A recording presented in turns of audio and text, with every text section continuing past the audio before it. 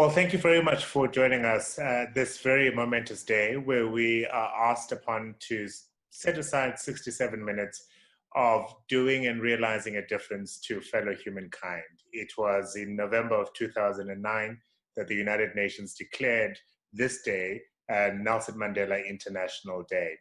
And who can you imagine in South Africa who represents the essence and the ethos of the great man, other than Helen Lieberman, who is the founder of Ikamva Labantu. Helen, lovely to chat to you, and a happy Mandela Day. Thank you, Africa. You're too kind. Well, I think we were very honored in South Africa to have had an icon like Nelson Mandela. I think it's who we all hope to be or to be like one day. That's how we should build our lives. Without a doubt. Now, you had the honor of meeting the man and spending quite a bit of time with him. Tell us about that experience. Well, I'd have to go backwards a little to explain how and why he asked for the meeting. I one day was confronted by a woman who came to me and asked me to help her establish a school. The school was in Miller's Camp. It was called Mvula School. And she told me that there were 6,000 children and there was no school in that area. I didn't quite believe her. And on the hottest day, I think, of the year, I went to the place that she asked me to come, which was an extension of the old crossroads. And under the trees in the scorching heat, we did count 6,000 children up to the age of 19 from tiny. And not one of them could read or write. And she told me that she'd had 20 other women, and between them, they were going to be the teachers and she was going to be the principal. Her name was Florence Blumsha. And so we established the school where I would come in every Saturday morning and we would work through the different age groups and the different capacities. We had to write with sticks in the sand and sit on stones and paint tins, because we couldn't take books in because we were being raided continually and it was just not pleasant. And slowly over the years, we started with black plastic bags over trees to have shade. And then we built tiny tin shacks, and then we went on until we had a regular school. When Nelson Mandela came out of prison, the first thing he asked to do was to see the school. How he knew about the school all those years, I would never know. And so he asked to come and visit it. And Florence and the committee were totally beside themselves with excitement. And they wanted me to organize the T-shirts, and they practiced for the choir, and they wanted a marquee. And so I ran around getting everything for them. And the speeches were prepared, and we borrowed a microphone. And the night before, we were supposed to have the big celebration, or was it the day or two before, I suddenly realized that for myself to be at that celebration would actually be very wrong, because the white fairy floating there to take what the community have put their life and soul into was wrong. So I went to see Florence, and I took 12 of these. Remember, it was long ago. It was in the 1990s, and there were no cell phones with cameras or anything. So I bought these disposable cameras. I tried to teach them how to take the pictures, and I dispersed them and I said, take the pictures. They were very upset that I wasn't coming, but I knew it was the right thing to do. I believe it was a day of magic, with singing and with him singing and crying with them, because that's what happened. There were more tears than you can imagine. And they took the pictures. I have the pictures today. They are terrible. They're upside down, roundabout, not focused, whatever. But I was at work a couple of weeks, 2 or 3 weeks later, and I got a phone call. And the voice said on the other side, and why didn't you meet with me? And I didn't click. I didn't realize it was President Mandela. And I said, no, who am I talking to? And he said, no, talk to me. Why didn't you meet? Why didn't you come to meet with me? And then he said in Xhosa, you know, why didn't you meet with me? And then I realized it was him.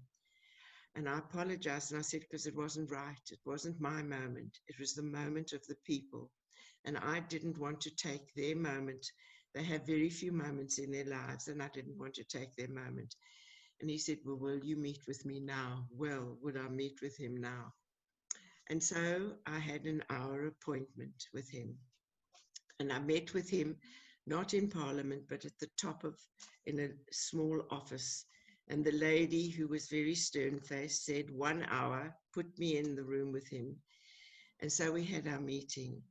And the meeting was unbelievable. If I may say, he dominated completely. He asked question after question after question. I couldn't get my questions. I had things to ask. I wanted to know too. It was my meeting too, but he didn't want to know. He asked so many, and everything he asked was about the people. Tell me about the people. Tell me about who. Tell me about the background of that person. What did they do? How did they do it? How did this happen? Give me the, and so after 1 hour, the lady, I think her name was Jackie, came and pointed to her watch and said over, and he shooed her away. After 3 hours, we ended our meeting with big hugs and loves. And he looked at me and he said, so pictures? I didn't have a camera. I didn't think of it. I've never taken pictures of myself. I've never taken pictures. There were no pictures. The cell phone didn't have camera. There was nothing. So I don't even have evidence, but what I do have is my memories and the understanding of how that man was so interested in others, how his life revolved around what others had done, and how he missed, how much deficit there was in his life for the years he was in prison, the pain that he suffered.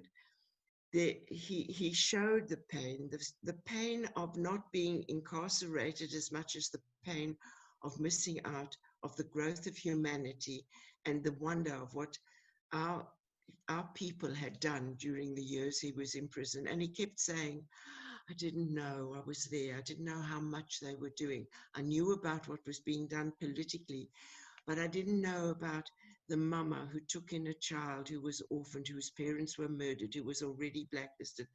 I didn't know about the huge suffering about everybody else. He said we were so concentrating on the suffering of our people who were fighting for our freedom, but we didn't think of what was really happening on the ground. So I carry my beautiful memory of a wonderful man and of my privilege of having had 3 hours alone with. This must be a special day then for you. I mean, how appropriate for the United Nations to honor this man in this way, inviting all of humanity to realize the difference for fellow humankind. But there's a sadness to me about this, Africa. There's a sadness that we think of 67 minutes of building others. Shouldn't we think of it daily? Shouldn't every day be our Mandela Day? Of course. Shouldn't our thinking, and now with COVID-19, shouldn't we change what we're doing? We don't need all those new things we need to buy and those special times we need to have. Shouldn't it be special for us to create special times or even better survival times for others every day of our lives? Shouldn't we wake up every morning and say, I'm going to give 67 minutes every single day of my life? That is the dream, isn't it? That if that could be realized, it's amazing to think that so many people have a potential to impact on that many people who are living in abject poverty and the socioeconomic conditions that we reflect on a daily basis. Let's talk about Ikamva for a moment. Tell people who are not aware about this organization what it is and what it does. Well, I can't believe what Ikamva has become. When I started and went into the townships, there was never a thought of anything of an organization. It was the shock of seeing what was the reality of the situation in 1963, understanding the human suffering, understanding the injustice and the hell of the lives of others created by others. And I was part of, I felt guilty and part of what I saw of the injustices and the terrible things that were happening. And it was just trying to do a little bit of something every day that built and that harnessed in the magic of the African spirit and the wonder of our people, the people that I started meeting and seeing, the things that I started seeing that were beyond my own community, that were in areas that others didn't know of and didn't understand, that people were doing to keep others alive. And so it's built, and we've been through many, many manifestations of doing things. But today we focus on early childhood development, and we have our own sort of mini college where we help let's say unregistered preschools and mamas from the townships. We're working with over 350 preschools at the moment. Some of them registered and some are not. But we train in teachers to better their skills and to help children better. We also support preschools in trying to register them with the government, which is a huge, huge task, because first world situations are expected of third world lives.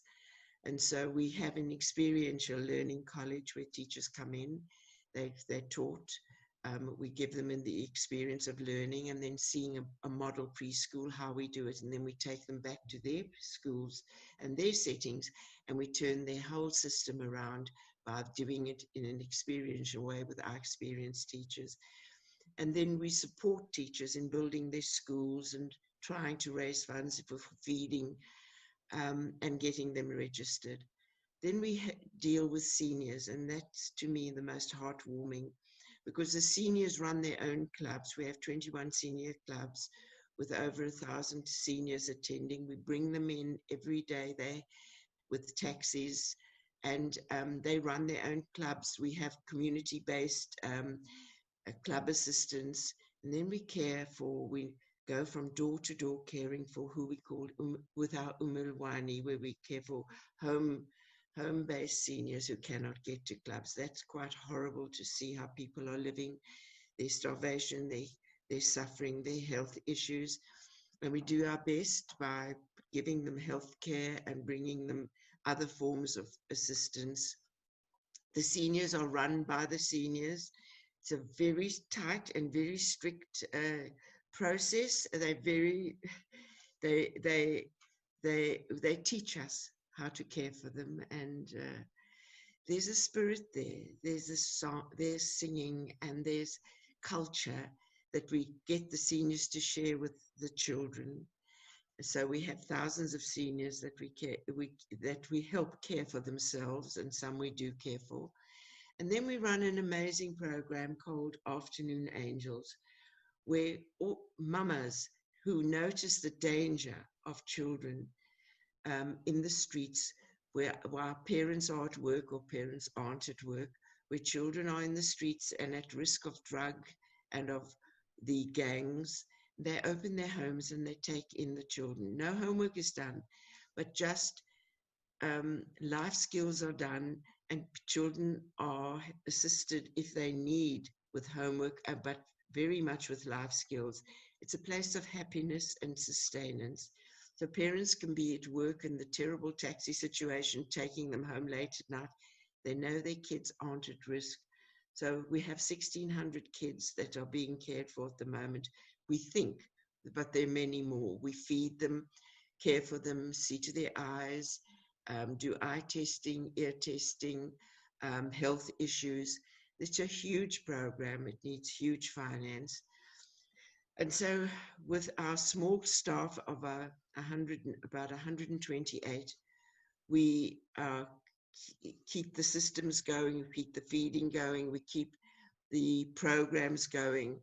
And it's quite amazing, because the community, most of the people are community people. So we have a few at the level that aren't in the community, but mostly the community care room. It's a place of love and a place of family. Everyone who remains at Ikamva, after a month or two, if you aren't doing it the right way, you run away.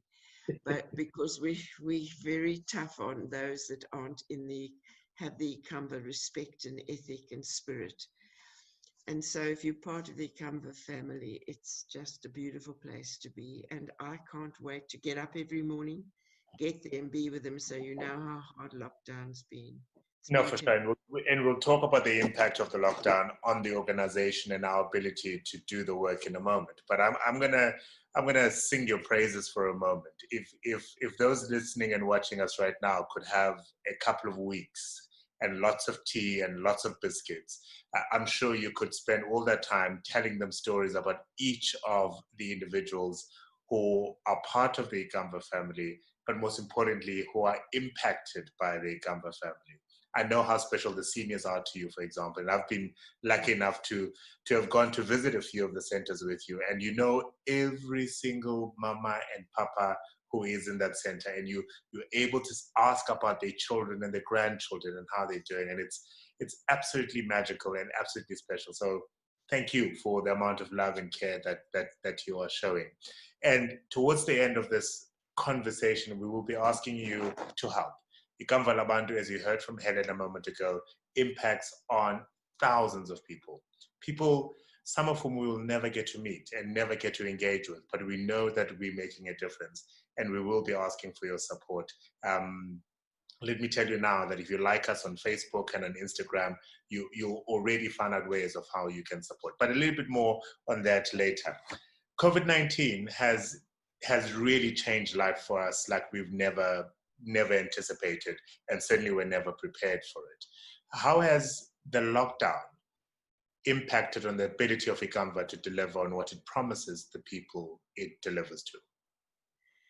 Well, we're very lucky to have the leadership of Ishreen. She's an angel, and she's smart, and she's wise, and she's very firm with us, which we need, because all of us, I especially, overstep my boundaries every single day. And from long before the president even announced lockdown, we had to switch. We realized we had to close all our projects, protect our people. So we closed everything. And we decided that we would focus on feeding, on giving people an understanding of how to remain healthy, on sanitizing, on implementing psychosocial services, because a lot of trauma and a lot of emotional stuff would happen. And we thought we'd have, how would we do it? People are trained to be teachers and supervisors and drivers, but they're not trained on the new thing. Not one bit of training was needed. It was quite amazing how the staff themselves knew more what to do than we knew, how they turned to their own community, and they have been working since we decided on lockdown in the most amazing way. The energy, the type of foresight, the insight, the suggestions, the working overtime, being at work long before they should be, those that are compromised are at home doing masks and sewing, and others are phoning each and every day to those that they feel are at risk. We don't have to tell them. It's amazing how each and every person is giving us service beyond what they're even paid for, what are their KPIs of their work. So I'm going to stop for a while we show you a clip of the energy and the interest and the dedication of the Ikamva family. I'm packing food for 2 ECDs, Avela and Bani Educare Center. That's where we'll be going. This happens for 10 days in a month. So we give food parcels to each preschool once a month. So we have a total of 1,000 families that are going to be fed by today's delivery. we're going to distribute the food. So the principal is there with the staff and some of the parents. We deliver these food parcels to 190 ECDs, so their numbers differ. So it's a total of 7,000 parcels for those ECDs, and then that's children only, and then for staff it's 850.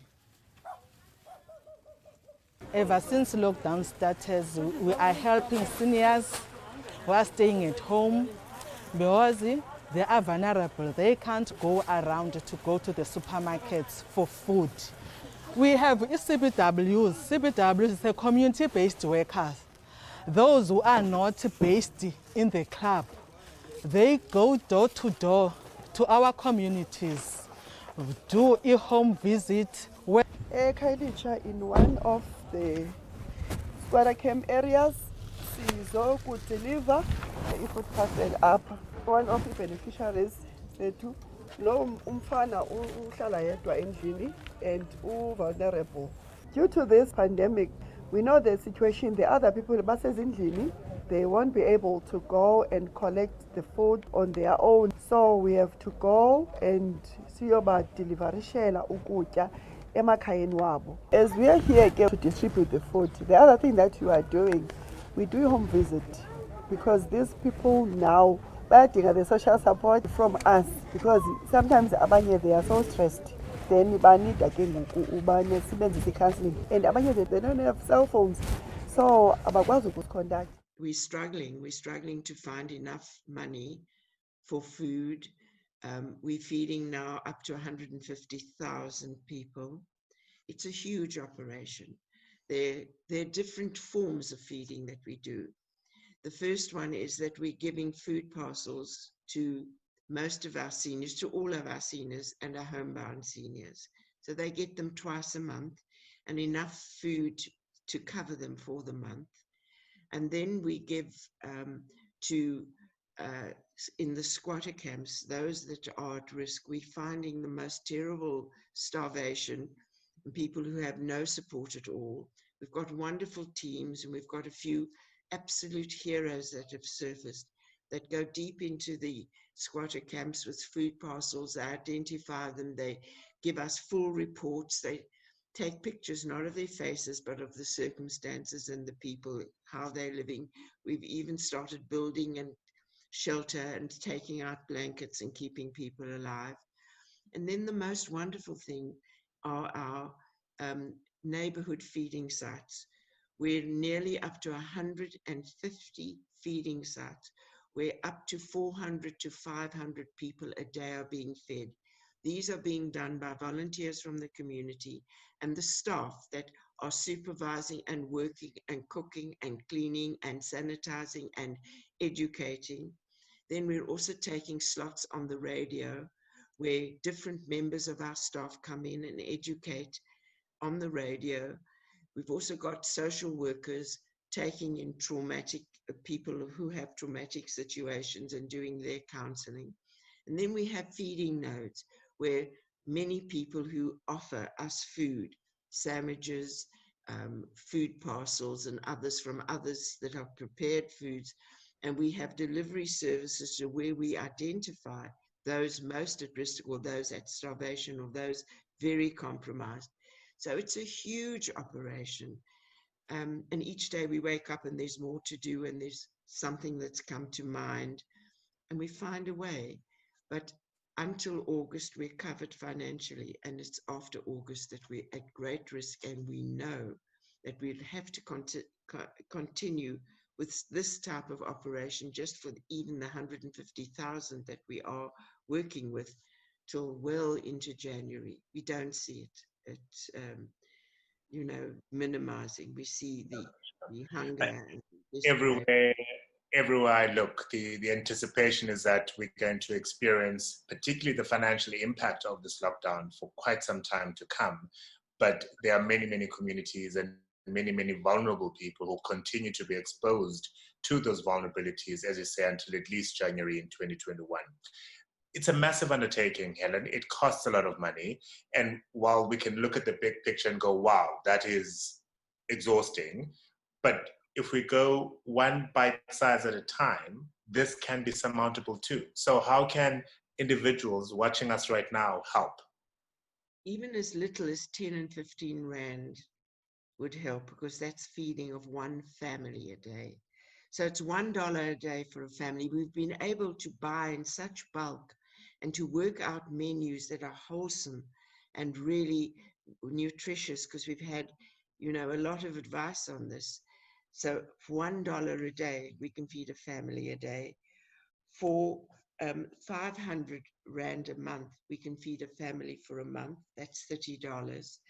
And for 6,000 Rand a year, $350, we can feed a family for a year. So that's how we can manage to help. So as I say again, $1 is just one family a day. That's 15 Rand or 17 Rand. 500 Rand a month is $30 a month, and 6,000 Rand is $350 a year. So if anybody would like to support us, we promise to honor you, and we promise to see that less people are hungry and die. You know, I say that I see and foretell that more people could die of starvation that are dying from the virus if we don't do something. And that is the reality we have to contend with. That is the reality we have to respond to, where, yes, we need to respond to the pandemic and COVID and the health concern that brings with it. But we also need to be very, very alert to the impact on society and those vulnerabilities that we are talking about. $1 a day, you pay more for a cup of coffee. So it might be half a cup less for that day, but you'll be feeding a family and making a difference to their lives. So we ask you, please, to go like our Facebook and our Instagram page. You'll get all the details of how you can help. You can also go to ikamva.org.za to learn a lot more about our programs and about the work that we do, and most importantly, how you can help us realize the difference to all those hundreds of thousands of South Africans who, through no fault of their own, are exposed to vulnerabilities on a daily basis. Helen, after this conversation, what are you going to be doing for Mandela Day? For me, well, I won't do any different, because every day for me is Mandela Day. So I'm not on lockdown, but I think I'll be phoning. There's so many people that I remember for many years that worked and built Ikamva. They need more credit than I do, and so I'm going to phone just about everybody that I can to just to find out how they are and to give them sort of a little bit of love and thank them for what they did to build Ikamva Labantu. So, but for me, I will live every day a Mandela Day. And she does, and I can attest to that. I'm a board member on Ikamva. I've been a friend of Helen's for many, many years, and she doesn't just do this on Mandela Day, she does this every day. And you can help us realize this every day for those who are vulnerable. Thank you for joining us today, and please help where you can, even if it's not Ikamva, even if it's another conversation, another organization. Just make a difference to someone who is in need right now. But from us, have a wonderful, wonderful Mandela Day. And please, please stay safe from COVID-19 and the pandemic. Thank you, Helen. Thank you, Africa. Thank you, everybody. Have a good day and